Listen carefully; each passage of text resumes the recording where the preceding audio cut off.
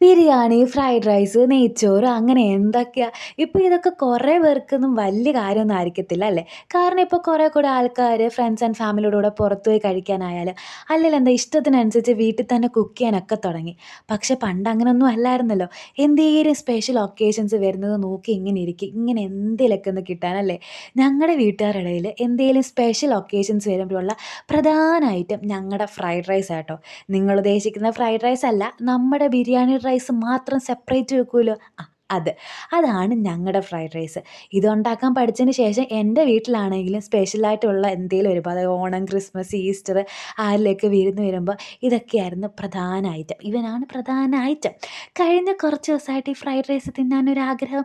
എല്ലാവരും ഉള്ളപ്പോഴാണ് ഈ വക സ്പെഷ്യൽ ഐറ്റംസൊക്കെ ഞങ്ങളുടെ വീട്ടിലുണ്ടാക്കുന്നത്. സൺഡേ പിന്നെ ഒന്നും നോക്കിയില്ല, മമ്മിയും ഉണ്ടല്ലോ. അപ്പോൾ പിന്നെ ഞാനായിട്ട് മുൻകൈ എടുത്ത് അങ്ങോട്ട് ഫ്രൈഡ് റൈസ് ഉണ്ടാക്കിയിട്ടുണ്ട്. ഇതൊരു തട്ടിക്കൂട്ട് ഫ്രൈഡ് റൈസ് കേട്ടോ. ബീൻസ് ഒന്നും ഇല്ലായിരുന്നു, ക്യാരറ്റും ഒക്കെ ഉള്ളായിരുന്നു. അപ്പം എന്തായാലും നമുക്ക് തിന്നാൽ മതിയല്ലോ, ആ ഒരു ടേസ്റ്റ് കിട്ടിയാൽ മതിയല്ലോ. അങ്ങനെ ഉണ്ടാക്കിയിട്ടുണ്ട്. കൂടെ പപ്പടം, സലാഡ്, പിന്നെ ഞങ്ങളുടെ അമ്മച്ചിയുടെ സ്പെഷ്യൽ അച്ചാറൊക്കെ ഉണ്ട്. പിന്നെ എൻ്റെ കുക്കിംഗ് പാർട്ട്ണർ പതിവ് പോലെ എൻ്റെ അമ്മച്ചിയാണ്. എൻ്റെ വീഡിയോയിൽ കണ്ടതിൻ്റെ നാണമാണ്.